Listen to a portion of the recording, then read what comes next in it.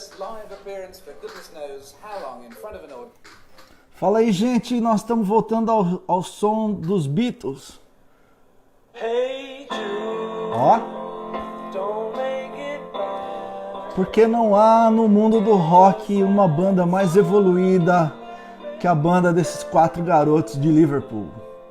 Ah, tem um monte de banda legal, mas igual os Beatles, mano, não tem jeito. Rolando um Hey Jude porque é a música que meu pai mais gosta. Uhul! Pra quem não sabe, o Jude era o filho do John Lennon. E o Paul McCartney dá umas ideias no menino. Sejam bem-vindos, bem-vindas. Clique no avião e convide alguém que você sabe que vai ficar escandalizado com essa conversa. O Marcelo Quintela não está aqui, graças a Deus, porque senão ele ia cobrar do livro que eu não terminei. Mas a todos e todas que aqui estão, bem-vindos e bem-vindas, bem-vindas e bem-vindos. Fernando Choque, bem-vindo, meu velho. Agora você tá aí de verdade. Keren, Tassone, galerinha tá chegando devagarzinho. A Luciana, bem-vinda. Clique nos aviões, convide as pessoas. E vamos manter esse papo até o final do Hey Jude aqui, ó.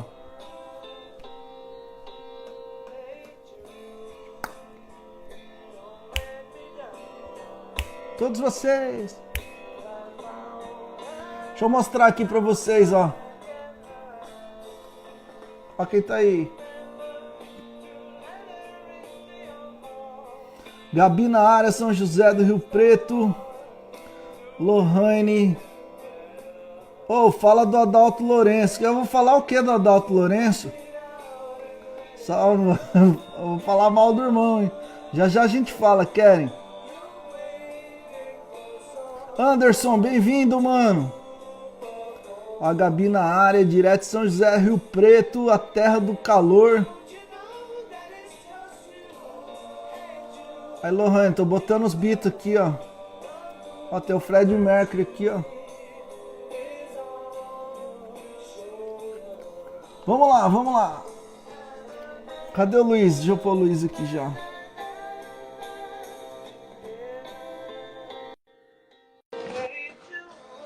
Pô, mas essa Hey Jude é grande pra caramba essa música também. Devia ter escolhido uma menorzinha, né?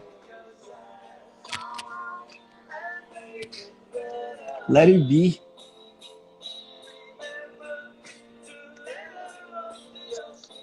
E aí, mano?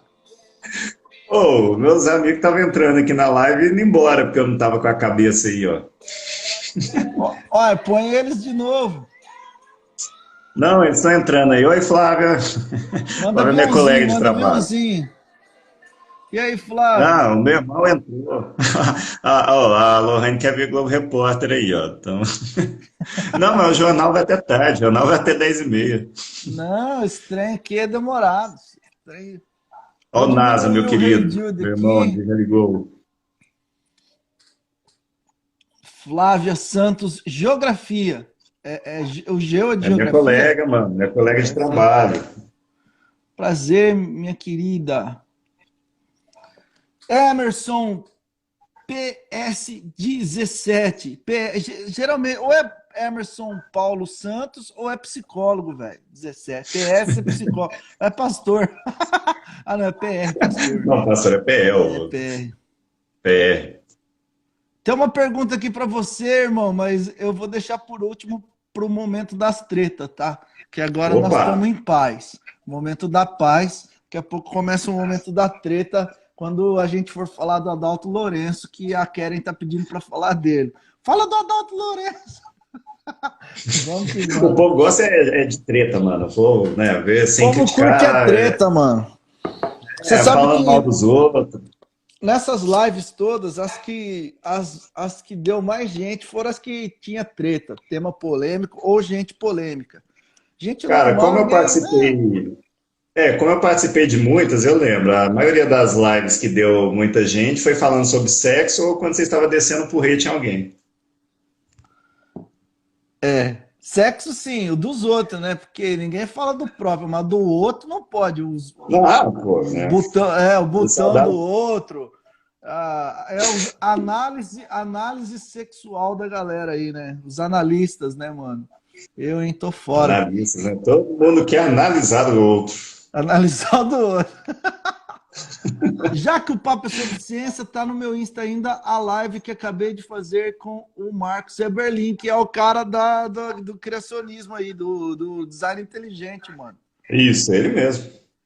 Famoso lá também da Mackenzie. Mackenzie. É isso aí. Ô, Choque, aqui, mano, tá só os desviados, mano. Você tá ferrado aqui, você que é evangélico. Você tá ferrado aqui. Aqui é a roda dos esclarecedores, mano. Mas vamos lá. Podemos já? Podemos? Todos nós aqui Podemos, mano, reunidos. mas eu queria Acho que voltar. podemos, né? Por favor, Podemos, já volte tô com. na fala da fala lá, esqueci. Eu esqueci, Ô, agora Luiz eu tem a queria voz do lembrar Silvio qual que era. Santos. Não, não pode ser outro, não, pode ser o William Bonner. Ou, se eu me lembro bem, ela não está aqui, não, a minha colega bióloga, Cadê cadê a ela Ercília? aqui? Ercília. Deixa eu achar ela aqui. Ai, Então, caramba, acho que virei. acho que Ainda bem que não tem palavrão dessa vez.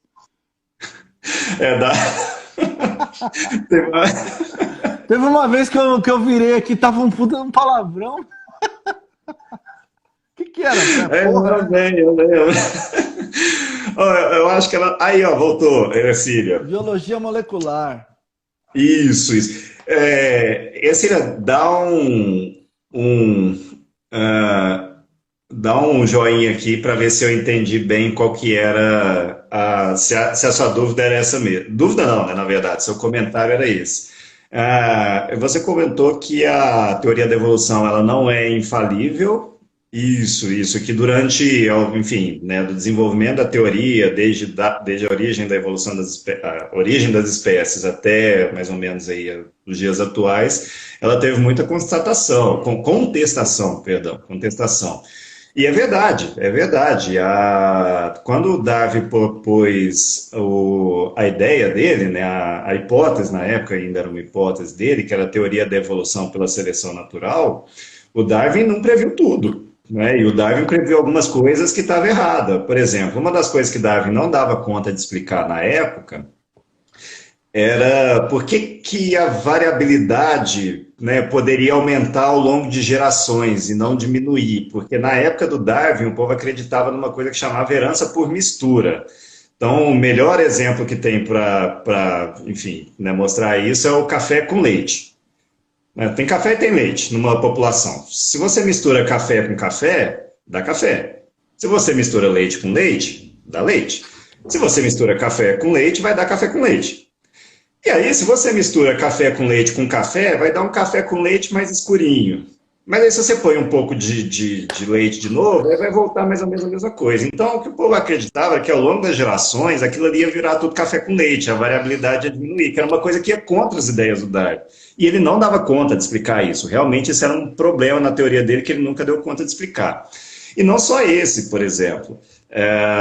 A teoria do Darwin, da evolução pela seleção natural, ela não foi aceita de imediato. Ela só foi. O Darwin publicou o livro dele em 1859 e a teoria dele só veio ser bem aceita lá no século XX, por volta de 1930 para frente, né? Que aí é o que a gente chama de síntese da teoria da evolução sintética, ou síntese da teoria da evolução, ou neodarwinismo também, né? Que é quando as ideias dele misturou com a genética, né? Com a hereditariedade do Mendel e tal. Mas mesmo depois disso, houve várias tentativas, e algumas delas até, de certa forma, bem-sucedidas, de contestar algumas coisas que o Darwin colocou. Uma delas, por exemplo, na década de 70, eu acho que, se eu não me engano, foi em 78, alguma coisa assim, teve dois pesquisadores da Universidade de Oxford que propuseram uma alternativa para o Darwin. O Darwin ele disse que as espécies elas evoluíam pela seleção natural. Ou seja, o que quer dizer isso? Né? Na medida que uma espécie ela tem uma vantagem sobre a outra, seja, né, que ela consegue deixar mais descendente, ter uma maior capacidade de sobreviver, Essa vantagem seria selecionada por diversos fatores do meio e aquela vantagem seria passada para frente pelos descendentes.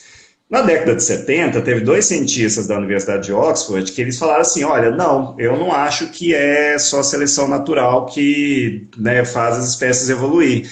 Tem uma outra coisa que é o acaso, assim, completamente o acaso. Surgiu uma característica na espécie, uma mutação, aquilo não tem vantagem nenhuma, mas fixou na espécie, é o que a gente chama de deriva genética na biologia, né? E, de fato, a deriva genética ela acontece, tanto quanto a seleção natural. E aí, hoje, o esforço dos biólogos evolucionistas é tentar entender, entre outros processos também, o que é derivar, quanto a evolução é respondida pela seleção natural e quanto ela é respondida pela deriva genética. Então, sim, a teoria da evolução ela não é infalível. Nenhuma teoria científica ela é infalível.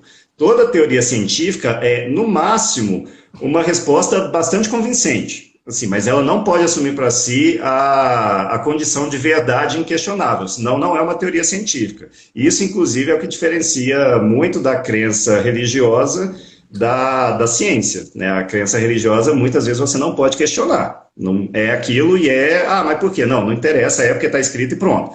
Agora, a teoria científica, não. Você tem que ter abertura para questionamento, senão não é científico, né? Já define por aí. Só esse comentário que eu queria voltar no que minha colega, que eu sempre esqueço o nome, falou. Ercília. Ercília, isso. Desculpa, Ercília. Mano, a maior treta do cristianismo em relação ao evolucionismo, segundo Augustus Nicodemos, é a macro-revolução, em que uma espécie muda em outra espécie, né? O macaquinho vira leopardo e o leopardo vira gente. É a transmutação, né? Ele diz que não tem nada contra, os cristãos não tem nada contra a microevolução, que é quando os organismos se adaptam ao seu ambiente.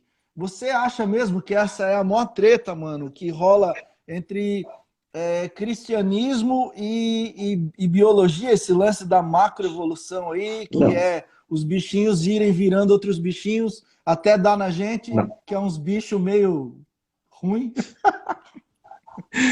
Não é esse o maior problema, tanto porque a própria teoria evolutiva ela não diferencia microevolução de macroevolução, né? Evolução é mudança, simplesmente mudança. Mudou, evoluiu. O que chamam de microevolução por exemplo, surgiu aqui um novo dedo aqui, agora em vez de eu ter 5, eu tenho 6, né? Então a espécie humana passou a ter 6 dedos, né? Vamos supor. E a macroevolução é que, na humana, de repente nasceu uma asa aqui, uma cauda ali atrás, então eu deixei de ser humano e passei a ser outra coisa, né? Uma espécie gerou a outra. Então, esse não é o maior problema, assim, né, que os cristãos têm problema. Cristãos eu falo no sentido religioso, tá? Não é no sentido da fé. O grande problema, e aí não é só... Eu não boto a culpa no fundamentalismo religioso por conta disso, porque a gente também tem uma péssima educação científica, né? A gente, infelizmente, no Brasil, se tem uma péssima educação científica, isso não é ensinado no ensino fundamental, que deveria ser, as crianças deveriam ser instigadas a pensar, a questionar, não, mas será que é? Então, deixa eu buscar, será como que eu faço para comprovar ou testar se isso está certo ou se não está? A gente não tem isso. E o maior problema hoje, na verdade, é aquilo que a gente estava conversando no começo da live, né? As pessoas não sabem muito bem a diferença, por conta dessa falta de educação científica, as pessoas não sabem muito bem a diferença do que é fé, qual que é o campo da fé, qual que é o campo da religião, da ciência. Aí começa a misturar uma coisa com a outra, tenta justificar a fé pela ciência, a ciência pela fé, e aí vira uma bagunça, assim. Aí é problemático. Esse é o maior problema para mim. Entendi, velho. Cara, deixa eu só falar para vocês aqui, se alguém sabe me explicar. Enquanto a gente tá na live, o meu celular tá apagando, sabe? O normal é ele ficar ligado direto. Vocês sabem dizer o que é? Se é um espírito, se é o tema da conversa aqui que tá deixando o inferno nervoso. O que é isso aqui? Se alguém souber, me diga aí, porque nunca aconteceu. E eu tô aqui toda hora tendo que botar o dedão. Beleza? Mano, outra treta é a literalidade bíblica, né? Tem até uma pergunta sobre isso aqui, ó, que eu já vou botar ela aqui. Aqui, ó. A pergunta é: o Gênesis é literal? Né? Então é a treta da literalidade bíblica. Acho que essa pergunta é mais para mim que para você, né, velho? Por causa Manda ver, manda ver. do ramo da teologia, né? Mas tem a questão que eu sempre vejo a galera da igreja enchendo o saco em relação aos dias de 24 horas, né? Que o mundo foi criado em 6 dias de 24 horas, 24 literal, horas, né, isso. mano? Que Deus trabalhou. E também outra treta é quantos anos tem a Terra, porque os cristãos, alguns cristãos mais fundamentalistas vão dizer que tem em torno de 6.000 anos, enquanto os estudos, alguns estudos datam... Aí, ó, tá apagando o celular. Toda hora que eu falo um negócio polêmico, o trem apaga aqui. E enquanto os estudos, mano, alguns estudos vão para sei lá quantos mil anos atrás, né? Então, Mais ou menos, assim, jogando para baixo, 3,5 bilhões. pois é, Da- da- 3,5 bi contra 6 Mil. mil. Não, não é nem mi, é mil. Mi é milhão. 6 mil. Mil. Nossa, então os cientistas estão deixando a Terra velha pra cacete e a galera religiosa tá colocando a Terra novinha. Ei, Marcela, oi. Eu não sei se esse oi é para mim, para nós aqui. Seja bem-vinda. Oi, Vanessa. Oi, Lohane. Oi, miga. Ah, tem um oi, miga aqui. Luísa, nós. Então, velho, são essas tretas que às vezes complicam, né, mano, o nosso diálogo. Porque naquilo que você estava falando na resposta anterior, a ciência dá margem para a gente questionar e a gente debater, enquanto a fé, e especialmente se ela for uma fé... Agora é sério, minha tela também está apagando durante a live de vocês. Ixi, ixi. Tá Aí, ó, amarrado. nós foi falar mal dos caras. Ô, Fernando, você que é crente aí, dá uma orada aí bem forte aí, mano, tá bom? Que aí deve ser coisa do inimigo, do Luiz aí. Mas, mano, voltando, né? A ciência dá condições da gente debater, enquanto a religião, por se tratar de uma questão, às vezes, de fundamentalismo ou de fanatismo, impede com que a gente discuta ou debata, porque você vai colocar em descrédito os caras que escreveram acerca daquilo e especialmente Deus, né? Então é por isso que a nossa tradição, especialmente das religiões cristãs, é uma tradição europeia em que alguém fala e todo mundo escuta e ninguém levanta a mão falando assim: ô pastor, reverendo, com licença, o senhor já ouviu falar disso? Não tem, né, mano? Tipo assim, o que tá dito, Pode. né? Não Você pode acha ser. que o que atrapalha mesmo uma interação entre ciência e religião, agora é uma questão de opinião, né? É a falta de diálogo por conta do fanatismo religioso? Existe um fanatismo científico também? Existe. Vou falar do fanatismo científico e depois palpitar no fanatismo religioso, né? Que, enfim, os dois são uma praga, né? No começo da nossa live, a gente começou conversando sobre ecologia dentro de dois contextos, né? Uma ecologia enquanto uma área do ramo científico, né, estudado, e a ecologia enquanto uma militância política, né, um estilo de vida. Por exemplo, dentro do fanatismo científico, existe gente que acredita que as crises ambientais que a gente está vivendo hoje vai ser resolvida só com um progresso científico. Não vai. Não vai.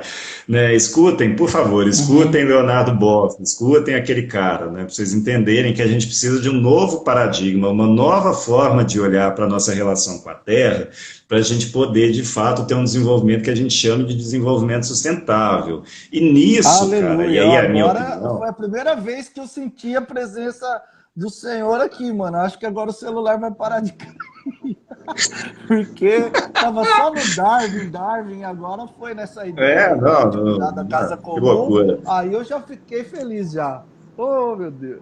Vamos falar de teologia também. E aí, voltando para dentro dessa nova relação nossa com a Terra, o surgimento de um novo homem, o despertar de uma nova consciência, a espiritualidade, e aí eu não estou falando de religiosidade, muito menos de fanatismo religioso.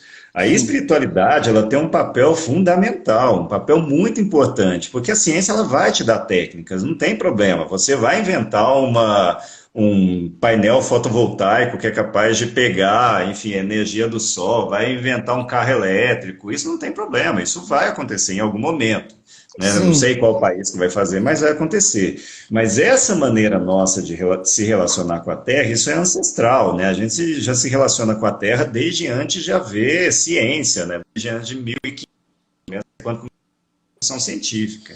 Então, a espiritualidade, ela tem um papel fundamental nesse novo olhar do homem em relação à Terra, né? Eu não sei se a gente vai chegar a isso, eu tenho uma visão um pouco pessimista em relação a isso, porque o que a gente está vendo hoje no campo da fé é o desenvolvimento de uma religiosidade cada vez mais fundamentalista e uma espiritualidade cada vez menor, né? Então a gente tem seguido cada vez mais a doutrina do que a fé, digamos assim, né? Sim, sim. E no caso do fundamentalismo religioso, com diálogo bíblico, cara, aí é difícil, assim, o problema é que não tem conversa, né? Igual tentar colocar um petista e um bolsonarista para conversar na mesma mesa, não vai sair, a não ser que os dois saiam na briga, né?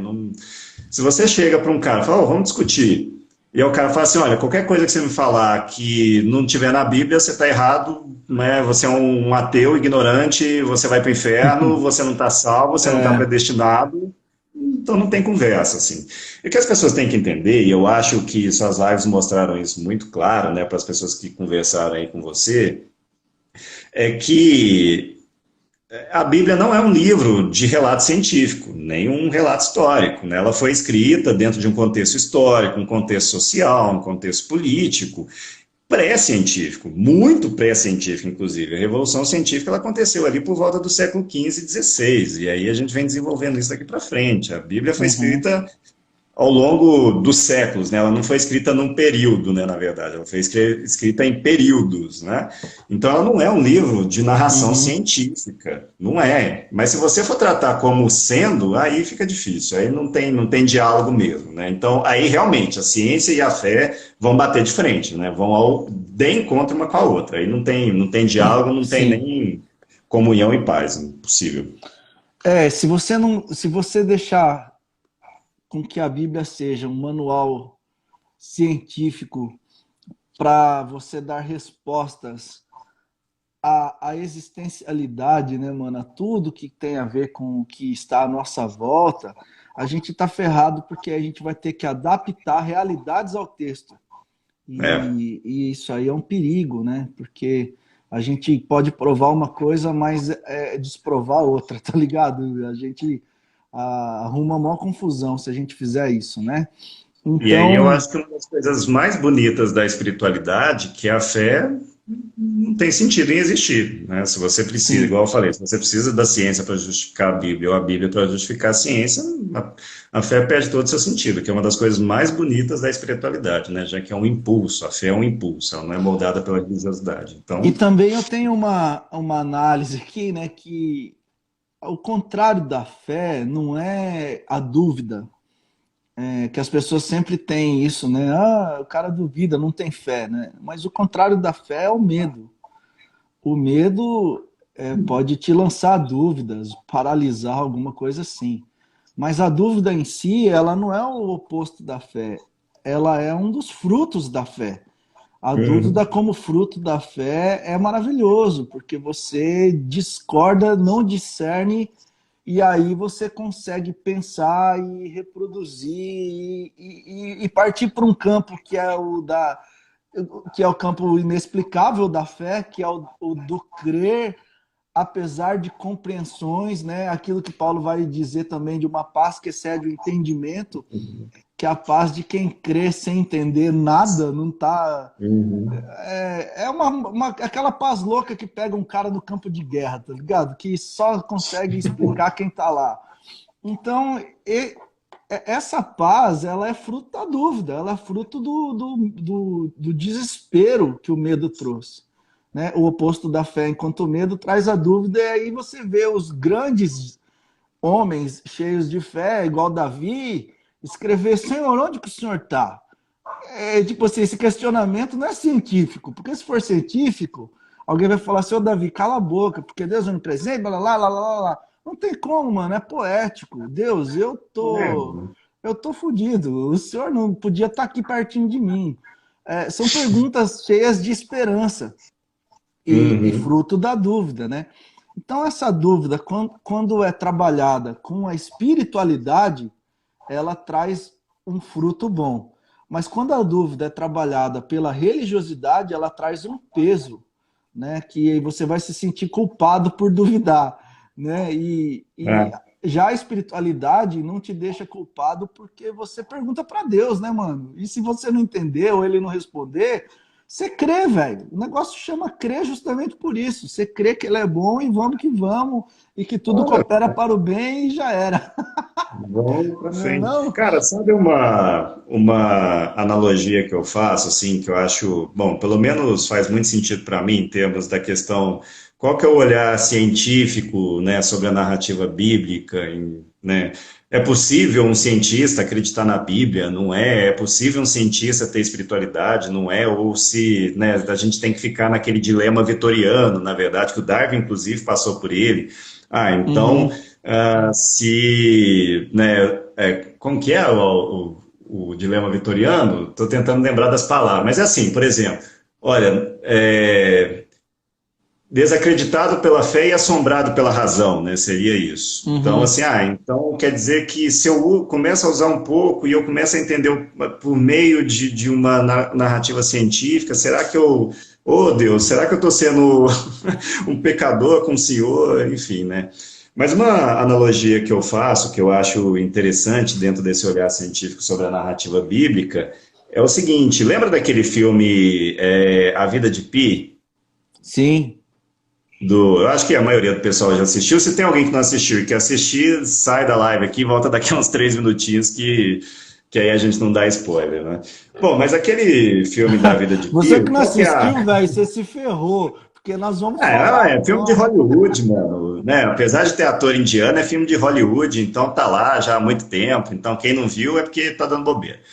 Mas enfim, cara, naquele filme, qual que é a história do filme, né? A história é um menino, um indiano, que a família dele cuidava de um zoológico ali na Índia, aquele zoológico ia fechar, e aí os animais do zoológico iam ser transportados junto com a família para um país europeu, não me lembro qual, né? E aí, no meio do caminho, o navio naufragou, né? E aí a história do filme é justamente isso. Dois corretores de seguro vão lá entrevistar esse rapaz que foi o único sobrevivente do navio, inclusive o ator dele, daquele filme, morreu agora há pouco tempo, é um dos É, atores mais famosos da Índia. Morreu faz uns tem dias duas aí só, semanas né? agora. Morreu agora. Mas enfim, aí o filme conta a história desse rapaz contando como que foi a sobrevivência dele para esses dois corretores de seguro, né?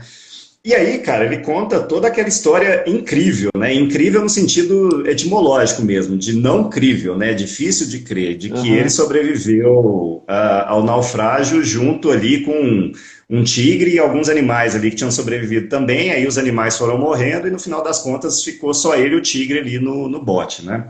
Uhum. Salva-vidas. E aí ele conta toda a história dos dois, então é bem aquela história assim, né, mirabolante mesmo, que eles foram para Sim. uma ilha que devorava gente, e ao longo dessa sobrevivência deles, os dois foram estabelecendo uma relação meio de confiança, não amizade, mas uma relação meio de confiança ali e tal. E então aí eles vão passando por essas aventuras, né? Por isso chama, né, a vida de Pi, as aventuras lá do Pi. Tem uma hora, uma cena linda, inclusive, que eles estão assim no meio do oceano à noite, aí tem um monte de Sim, bicho da baleia, luminescente, a baleia pula, enfim, né? E aí no final ele conta que eles chegaram em terra firme, né? O tigre simplesmente desceu, foi embora e ele, enfim, sobreviveu, né? E aí os caras do seguro, né, depois de ele contar toda a história dele, eles viram para ele e falaram assim: Nossa, cara, que história incrível que você contou pra gente, que eu acho que eu nunca escutei uma história tão maravilhosa quanto a sua, assim. Só que assim, né, eu acho que na hora que a gente chegar lá no seguro, né, e relatar isso que você escreveu, os caras não vão acreditar muito não, né? Então, será que não dá assim pra você contar uma história, né, mais crível? Que ele tinha contado uma história incrível, né? Eles queriam que ele contasse uma história aham. mais crível no final, né? Porque senão você vai acabar ficando sem seguro, a gente está tentando te ajudar, tal. Aí o cara, né, E aí eu acho que é a grande sacada do filme, né? Um professor nosso falava isso, grande Sim. sacada. Que aí ele fala assim, olha, né, ele não fica bravo, né? Fala, mas como assim, vocês não acreditaram na minha história, né? Que absurdo foi isso que aconteceu? Ele não fica bravo, ele, né, em paz, fala assim, olha, você quer que eu te conto então a história, né? A história do jeito que ela aconteceu? Então tá. E aí ele conta de novo toda a narrativa dele, só que aí o tigre não era o tigre, na verdade. Foram algumas pessoas ali dentro do navio que sobreviveram com ele, e dentro da história que ele tinha contado primeiro, essas pessoas viraram alguns personagens, que eram os animais, né? E aí esses animais foram morrendo, as pessoas ali depois foram morrendo, e sobrou, inclusive uma era a mãe dele, né, dentro do bote ali. E aí depois ele acabou sobrando sozinho lá e sobreviveu. Aí tá, aí os caras falam, não, beleza, agora você tem uma história, né, isso aqui dá para acreditar. E aí os caras saem, e o filme termina com ele recebendo o valor do seguro, mas o mais legal é que os caras os corretores que foram lá, contaram a primeira história por seguro. E os caras do seguro acreditaram na primeira história, inclusive eles mandam uma carta para ele, falam, olha, a gente ficou muito tocado pela sua história, foi uma coisa linda que você contou pra gente e tal. E aí, cara, é esse paralelo que eu faço da leitura bíblica a partir de um olhar científico, né? Será que a Bíblia aconteceu exatamente, literalmente, daquele jeito que está lá? Né? Será que aconteceu daquele jeito? Será que o menino sobreviveu junto com o tigre mesmo? Ou não? Será que ele sobreviveu junto com a mãe? Algumas pessoas foram morrendo? Não. Mas, assim, a mensagem que o cara passou na primeira história tocou os dois corretores de seguro, tocou a empresa de seguro e conduziu a vida do cara dali para frente. Então, ele conta aquela história dali para frente. Então, na verdade, não importa se a narrativa ela é literal ou se não é. O que importa ali dentro, cara, não é a narrativa literal, é o evangelho. Então, o evangelho, se ele não te toca, não importa se a narrativa é literal ou não. Entendeu? Então, o que importa é a mensagem que está sendo passada ali, é a boa nova que está sendo trazida. Até porque, Luiz, quando os caras que falavam acerca desse evangelho falaram com, assim, de um modo muito mais bonito do que eu e você podemos falar um dia, que foi Pedro, Paulo, a galera ali, eles não usavam nenhum escrito e nem faziam um debate se o escrito era literal ou não, porque tudo que eles tinham a respeito de Jesus era uma experiência de convivência. Isso. Então eles iam contar aquilo que eles tinham experimentado, eles não iam contar aquilo que eles tinham lido. E João, quando vai escrever acerca de Jesus, vai dizer, olha, a gente crê que ele é o verbo encarnado. A palavra se fez gente em Cristo Jesus, né? Então eles acreditavam que o resumo de tudo que estava sendo escritura virou verbo e o verbo tinha nome, que era gente, era Jesus de Nazaré. O verbo se fez carne e habitou entre nós e vimos sua glória como a do Pai. Então, mano, eles anunciavam o verbo, não anunciavam o texto. Eles acreditavam que o verbo foi feito em encarnação e não encadernação, né? E aí, a partir daí que eles começaram a anunciar esse evangelho, que significa boa nova, né? O evangelho, ele chegou antes do texto, né? Porque a palavra era lá no princípio, né? O verbo estava com Deus e o verbo era Deus. Então, eles ensinavam de um evangelho sem texto. A treta que se faz hoje é porque a gente idolatra o texto. A gente idolatra o texto acerca do Cristo e não o Cristo de quem o texto diz. E esse é um perigo muito grande que transforma um monte de gente em bibliólatra, né? Os caras que adoram os textos bíblicos e que querem entregar uma Bíblia em cada lar. Lembra disso aí lá no assentamento? Uma Bíblia por casa. Para quem não está aí, o Luiz trabalha no assentamento e uma vez eu trabalhava lá também, chegou uma galera para fazer a distribuição de uma Bíblia por casa. E eu falei para eles que não rolava porque a galera do assentamento não ia ser legal ter Bíblia lá, né, mano? Eles ficaram bravos. Como que não vai? Pô, é sempre legal ter Bíblia, palavra de Deus e não sei o quê. Falei, cara, é muito legal mesmo ter Bíblia para um povo que sabe ler, né? Porque no nosso caso aqui, 70 e tantos % da comunidade não lê, velho. Então não faz o menor sentido um livro para quem não lê, né? Então, para analfabetos, o evangelho continua sendo uma história contada e de uma experiência de vida com Deus, e não necessariamente de um texto lido, né? E eu Então, essa é a acho fita. que se a ideia de Jesus fosse que a gente seguisse o livro, ele mesmo teria escrito, né? Então, Escrevia um ele livro, mesmo escreveu. publicava aí, mano, escrevia Então, na nossa cara, perguntas a e gente ficava respostas lendo seria, assim. seria ideal, né? Fazer perguntas e respostas lá, era um manualzinho pronto. Mas Muito Jesus não mais escreveu prático, nada, né? né? Muito mais Então, prático, Jesus né, não mano? escreveu nada, né? Então, se a ideia fosse a gente seguir literalmente algum livro, ele tinha, né? Mas ele disse, eu sou o verbo encarnado, né? Então, eu acho que a ideia é que a gente se pareça um pouquinho mais com ele do que com o livro, né? Então, É, o verbo encarnado e não encadernado, né? Porque o verbo se fez carne, não se fez livro, né, se fez mano? capa, né? Não se fez capa, exatamente. Agora, é claro que o livro, nos conduz ao verbo. A gente lê o livro e Sim, sim. interpreta o livro e a gente vai caminhando à medida que a gente vai tendo compreensões daquilo que a gente vai lendo, com toda leveza e graça, a gente vai caminhando na direção do verbo de Deus, que é Jesus. Mas, mano, na paz a gente vai só no verbinho mesmo que tá tranquilo. Se você não tiver lido o livro, mas tiver um encontro com o verbo, você vai ser um cara Ó, legal show pra de bola. caramba. E, Ah, e, e show de um- e bola. uma menina legal pra caramba. Quem dera se todo mundo que decorou o livro encontrasse com o verbo, mano. Porque daí, velho, esse mundo seria muito melhor, viu, mano? Porque Muito a bom. galera decorou o livro, mas não entendeu nada do que tá escrito, maluco. Aí não adianta.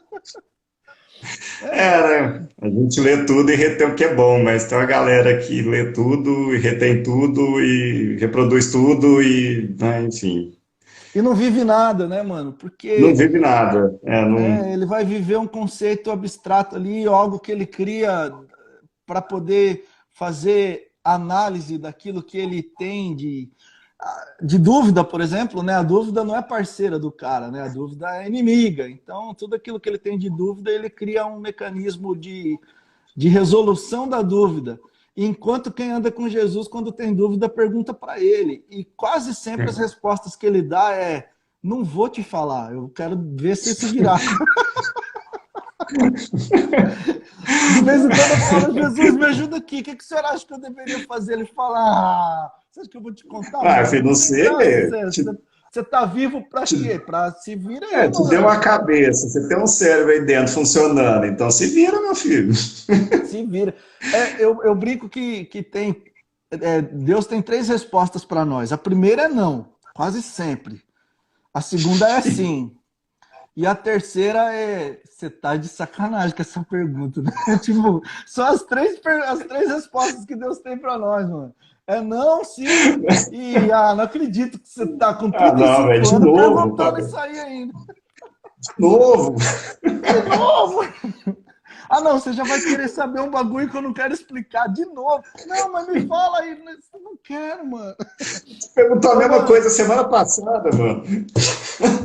ô, velho, é É que bom Deus é gente demais. boa, porque se fosse eu, já tinha dado raio na cara de meio mundo que eu conheço. Você tá louco. Mano, O agora uma fã-clube é que é parada legal complicado, velho. é que o nosso querido amigo Darwin, eu tava lendo, e eu não sabia disso, cara, descobri hoje. Ele não tem uma formação em biologia, até porque não existia isso, né? Mas ele é teólogo, velho. Olha só que loucura. Tem uma formação Mano, teológica. Que doideira, mano. cara, só falando rapidinho aqui pro pessoal entender, cara, a vida do Darwin é um negócio muito legal, assim, é muito doido. Aham. O Darwin, ele era um cara muito mulherengo, assim, né? Ele era um bom vivan, tal, ele era da alta sociedade inglesa na época, o avô dele era um médico, o Erasmus, né? O Erasmus Darwin, né? Rico, e tal, tinha um contato ali dentro da sociedade. O pai dele não, o pai dele já era um cara mais quadradão, né, mais crentão, enfim, não gostava muito da coisa. Mas o Darwin, o irmão dele, que também chamava Erasmus, eles gostavam, né? E o Darwin, por exemplo, ele tinha um caso com uma primazinha dele, chamava Fanny, né, que morava lá na vizinhança dele, ele tinha um caso com ela. E aí, mano, pegava mal, né, naquela época, toda a sociedade toda Claro. carola, vitoriana, né, enfim, anglicana, bem anglicana mesmo, e tal. Aham. E aí pegava mal, né? Ficava, não, o cara lá vai caçar lá na floresta e toda hora some com a prima, fica lá a tarde inteira, depois volta e tal. E aí, mano, as irmãs do Darwin começaram a ficar meio, tipo assim, né, incomodadas. E aí elas chegaram pro pai dele e falou, né, falou assim, ó, pai, né, pô, aí, ó, o menino, e o pai dele todo, né, quadradão e tal, falou, Aham. pô, aí, ó, pai, o menino some aí pro meio do mato com a prima e tal, né, junto com o irmão também, que não presta, o irmão dele era um beberrão, um cara, né, da vida e tal. E aí ele falou, ó, pai, vai pegar mal, né? E aí o pai dele primeiro tentou fazer ele virar médico, igual o pai, o avô, né? Não deu certo, porque ele foi para Edimburgo primeiro. E lá em Edimburgo, cara, ele viu os médicos fazendo uma cirurgia numa menininha de uma amputação da perna, né? E na época era uma loucura. As pessoas não tinham anestesia nem nada, então eles embriagavam, dava vinho, cachaça, enfim, né? E aí embebedaram a menina com vinho e começaram a cortar a perna dela no serrote mesmo, né? Os barbeiros que cortavam na Nossa. época. E aí o Darwin viu aquilo, né, quando ele foi para Edinburgh estudar medicina, e ele ficou, né, não, pelo amor de Deus, eu não quero isso, nunca mais eu quero isso na minha vida. E aí ele voltou para casa, no que ele voltou para casa completamente decepcionado, para onde ele foi, lá rodar com a priminha dele, né? Aí ele ficou lá com essa prima mais um tempo, tal, e as meninas chegaram pro pai dele de novo, falou, ó, pai, não deu. Ele foi lá, tentou para medicina, tal. E aí o pai dele falou assim, olha, já que eu tentei dar jeito na vida desse menino, não deu certo com a medicina, eu vou fazer o seguinte, eu vou mandar ele para estudar teologia para o cara virar pároco rural da comunidade dele lá, né? E Nossa. aí ele foi para Cambridge, cara. Cambridge na época era um colégio que era administrado pelos bispos anglicanos, tal. E aí ele foi para Cambridge estudar para ser pároco rural. Só que naquela época, assim, você estudava para ser pároco, mas você não estudava só teologia, né? Você estudava geologia, botânica, enfim, né, entomologia, estudos de insetos, zoologia, você estudava um monte de coisa.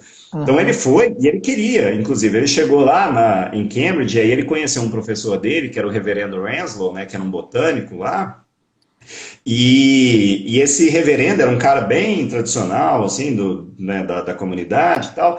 E aí o Darwin viu que ele tinha uma família, uma esposinha, as filhazinhas, aquela bem famíliazinha, né? E o Darwin viu aquilo e falou, não, eu quero um negócio desse para mim. E aí ele queria ser, né, pároco rural. Só que aí a vida, né, eu gosto muito de uma frase, tipo assim, a gente não tem nenhuma evidência, não tem nenhuma comprovação por carta, não tem nada que diga que o Darwin era ateu. Muito pelo contrário, inclusive. Tem algumas evidências que dizem que é o contrário, assim, que ele tinha alguma crença em Deus, mas não era nenhuma crença limitada por uma religião. Isso é o que é mais plausível, né? Aham. Mas enfim, né, as pessoas falam o seguinte, que se Darwin não acreditava em Deus, Deus acreditava em Darwin, cara, porque as coisas que aconteceram na vida dele, para ele virar o cara que ele realmente foi na vida, assim, não é mundano. Teve uns dedinhos a mais ali controlando alguma coisa. Então, assim, ele estudou para ser pároco rural, ele queria ser na época, Que mas depois acabou loucura, né, virando. velho? Pároco E ele, cara, rural. é um cara muito doido, mano. Ele, inclusive, no livro dele, Na Origem das Espécies, que eu Aham. tenho uma versão dele aqui, ó, eu não gosto dessa capa, porque essa imagem aqui tá errada, tá? Todo mundo olha para essa imagem pensando em evolução, só que isso aqui tá errado, tá? Quando pensar em evolução, não lembrem disso, por favor. Ah, é? Por que que Mas tá errado? tem três erros nessa capa aqui, então só para vocês acompanharem o desenho. Ah, O primeiro deles, que é. Então, esse aqui é clássico, né? Então sai lá do macaquinho até chegar no ser humano aqui, que por último, né?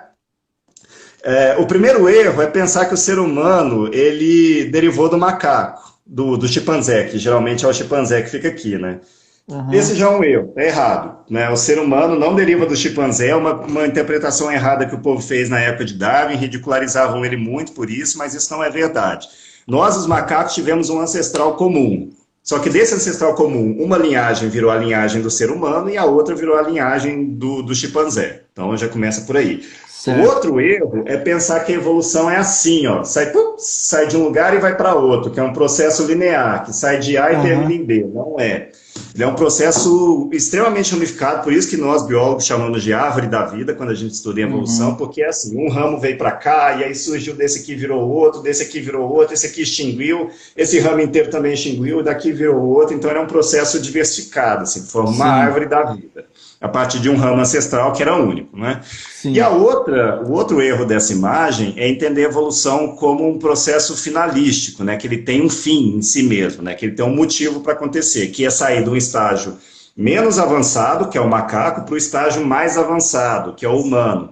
Evolução não tem finalidade, ela não cria para, né? Eu estou criando um ser humano para ser o bicho mais evoluído, para ser o ser mais evoluído que existe. Não, não existe. Então tem 3 erros nessa imagem. Mas o que eu estava dizendo antes de contextualizar é o seguinte, quando Sim. Darwin foi publicar A Origem das Espécies, em 1859, o Darwin ele tinha a ideia do impacto que o livro dele ia causar na comunidade, né? A esposa dele, a Emma Darwin, ela era muito religiosa. Todos os grandes ídolos do Darwin eram muito religiosos, os professores dele e tal, e ele tinha uma noção de que a ideia dele, as ideias, iam causar um impacto na sociedade, né? E mudar bastante a compreensão de que as pessoas tinham em relação ao ser humano. Né? Sim. E aí, o que ele fez? 2 semanas antes de publicar o livro dele, ele mandou uma carta para todos os amigos do círculo mais próximo dele, os professores por quem ele tinha admiração, e falou o seguinte: olha, gente, então, estou aqui publicando este livro, eu envio para você uma cópia, né, para que você saiba do que é. Olha, de coração, eu não quero magoar ninguém, eu não quero mudar a ideia de ninguém, eu não quero, né, transformar nada, eu não quero ser um herege nem nada. Eu só estou dando uma outra alternativa, né? E eu espero que vocês me deem a chance de contar essa alternativa, mas eu não quero, né, mudar ninguém nem nada. Então ele foi um cara bacana, velho. O Darwin tinha muita consideração pela esposa também, né? Fantástico. Sim, pois é, nosso querido amigo teólogo Darwin. Pároco rural. E tinha que estudar esse monte de coisa mesmo, porque para trabalhar na roça, meu filho, você tem que entender de tudo. E ele foi um cara que desde cedo estudou a evolução das espécies com a prima dele, né? Eu tava pensando nisso, que bicho safado. Você já viu isso, Gito? O cara mandar o filho pro seminário para tomar jeito? Nossa, mas uns 300 mil caras que eu conheço foram pro seminário tomar jeito. Não tomaram e viraram teólogos e pastores. O Darwin, o pai dele mandou. O pai dele, o Robert Darwin, mandou ele pro seminário para ele virar pároco rural, mano. Mas não deu muito certo, né? Deus tinha outro caminho para ele e o Darwin seguiu. Você que quer mandar o seu filho pro seminário para ele tomar jeito, toma cuidado que vai virar um Darwin. Vai virar um evolucionista, toma cuidado. Você que é fundamentalista, que está nos assistindo agora, o cara já fica com medo. Luizão, vou abrir para a pergunta da galera, tá bom, velho? Manda ver. Tem algumas perguntinhas aqui para a gente ir trocando ideia. E deixa eu ver, tem a primeira aqui, ó. Olha, essa você acabou de responder, mano. O que você acha sobre a concepção que Isaac... não, Isaac Newton aí, não é sobre... Eu achei que era o Darwin. Esse aí é o Isaac Newton. O Newton não é muito a tua área, né? Porque não é biologia, né? Mas dá um chute aí. Não, o Newton, ele tinha crença em Deus, claro, ele era criacionista e tal, mas ele, né, enfim, a área em que ele atuou não tinha um conflito muito grande, já porque, inclusive, a física tinha se estabelecido como um campo científico muito antes da biologia, inclusive, né, então... ele não passou por esse conflito que o Darwin passou, né, de tentar colocar o ser humano em perspectiva. Isso não foi uma coisa que o Newton passou e, enfim, ele não teve um dilema tão grande. Então, por isso que ele continuou sendo cristão pelo resto da vida, sem nenhum problema, né? Não teve muito esse dilema vitoriano que o Darwin passou, não. Até porque explicar que a maçã caiu é menos polêmico do que explicar que um ancestral comum deu origem, porque isso vai contrário que a gente não é lá tanta coisa assim, né? A gente não é lá tanta coisa assim, a gente é só mais um dentro milhões que existem, enfim. Da treta. O Newton tá igual eu e o meu texto dessa semana. Escrevi um texto lá de crença, lá de fé e crença, nem lembro como é que chama mais. Um monte de gente curtiu, vários elogios, fiquei pensando, mas por que será? Aí eu fui ler o meu texto, falei, nossa... Ninguém entendeu, né? Não xinguei ninguém, né?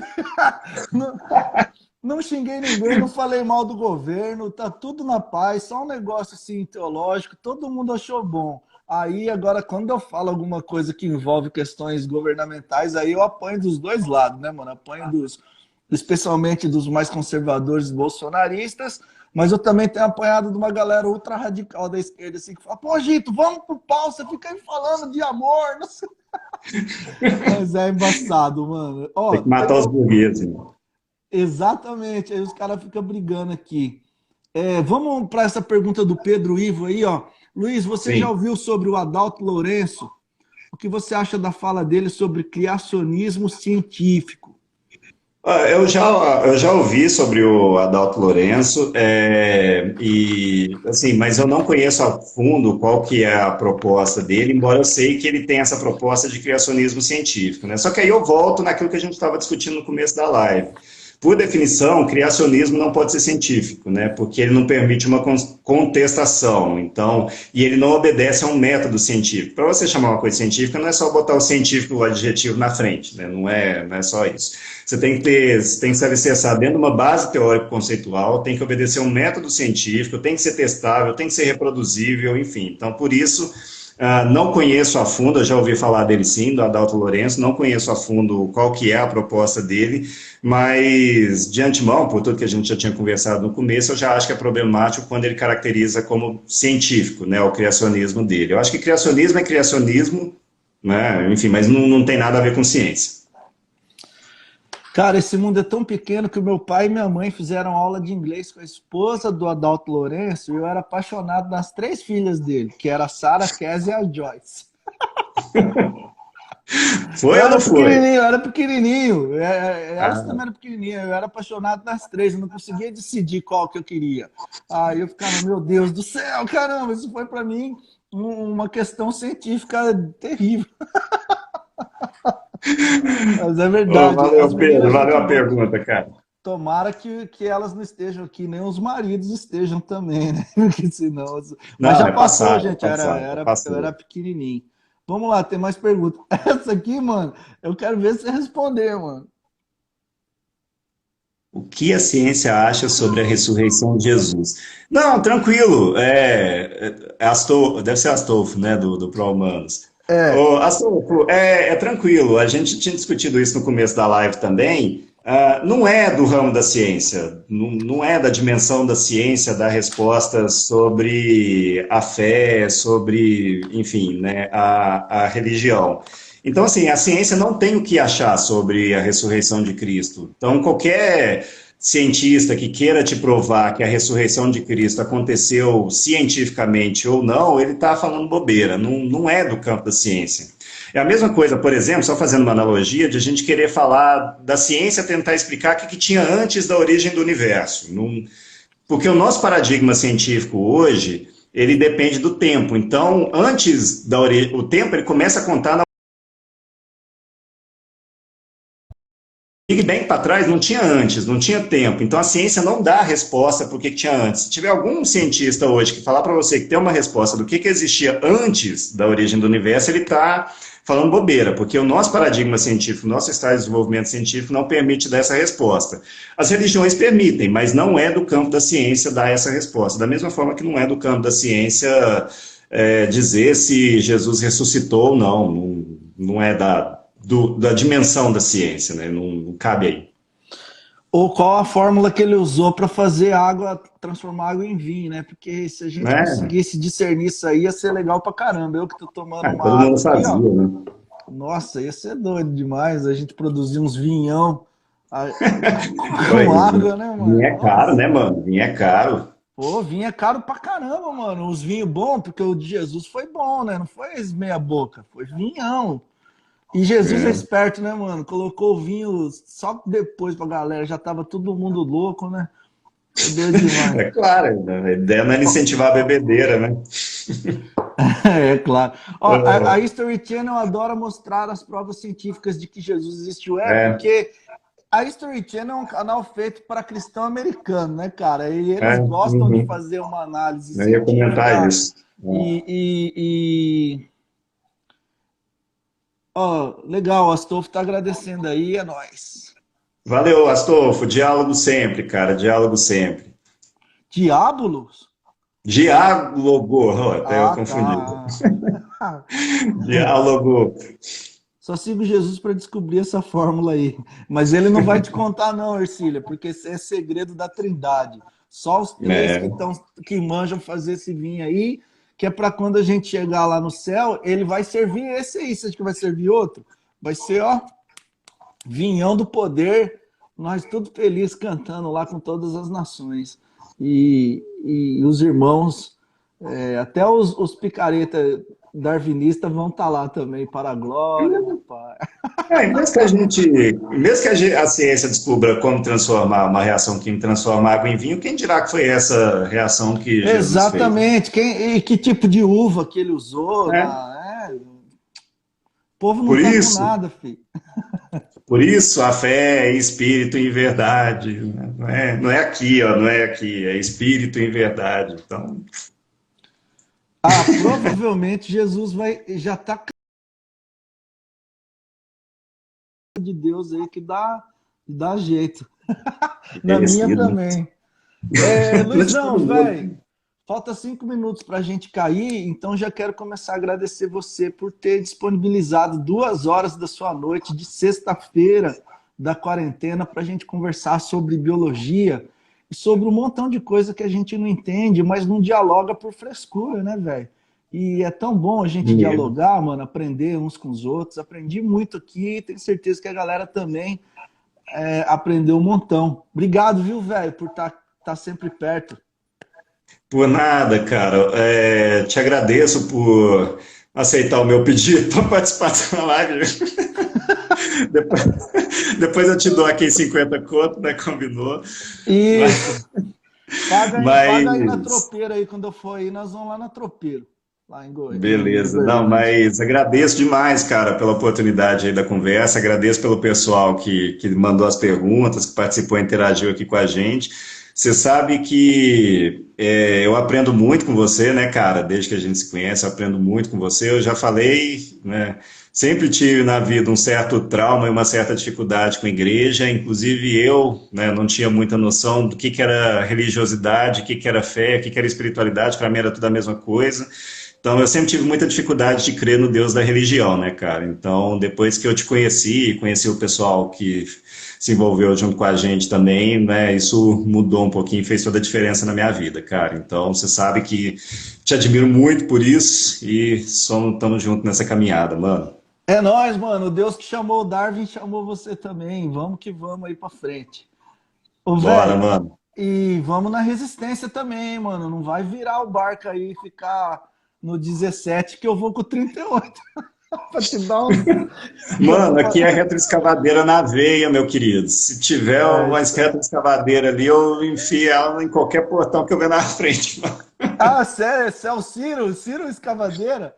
Não, beleza, bom demais.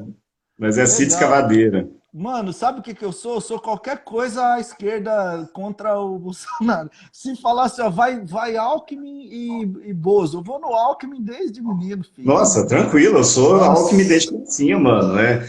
Até, não, enfim, né? Se for Bozo e Amoedo, eu vou no Amoedo, mano. Nossa, é difícil demais, mas eu vou no Amoedo. Eu vou no Amoedo, mano. Mas que dificuldade, mano. Eu sou vermelhinho. Eu sou só contra o Bolsonaro. Eu sou vermelhinho. Deixa eu dar um salve na galera que ficou aqui até agora. Ó. O Rodolfo Astolfo, né? Tá aqui com a gente. Valeu, Rodolfo. Só fazendo pergunta difícil. A Belinha é minha secretária, porque tudo que eu faço de errado aqui ela conserta, salva os vídeos, tudo.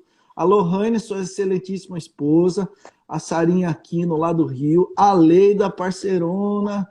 A doutora em educação, a Ercília, bióloga, a Lude Sattler, prima do Almir Sattler, a Marcela Ferreira Beauty, o Marcos Souza, a Samanta Lopes, o Raul Rodrigues Lemes, com bigodão, doido aqui do Raul, ó. A Vanessinha, você tá no Rio? Beijos. O Luiz Pedro, a Flávia Oliveira Santos, a Camila Azevedo, ou Camila Scatolin, lá de Cordeirópolis. Olha só. O Pedro Vilas Boas. Peraí, antes de você terminar. Quem nasce em Cordeirópolis é o quê? Cordeiro de Deus, que tira o pecado. É Cordeirópolense, mano. Cordeirópolense. Ah, tá, achei que era cordeiro. Cordeirinhos. Ó, o César chegou só pra gente falar que acabou. Acabou, César. Um abraço, César. Abraço, velho. Falta 7 segundos pra acabar aqui. Beijo pra vocês. Ô, Amanhã tem Levi Araújo, 9 horas, hein? Todo mundo aí.